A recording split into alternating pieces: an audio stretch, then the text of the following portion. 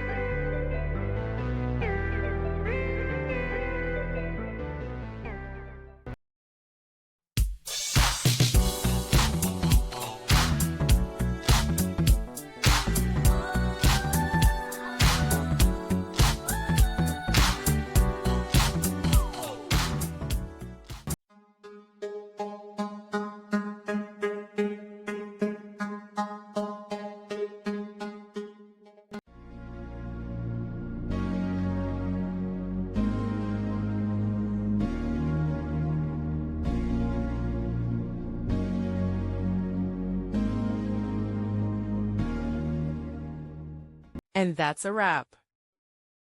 I hope you found the answer you were looking for.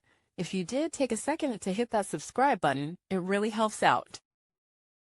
And let me know in the comments which solution worked best for you. See you next time in the debug zone.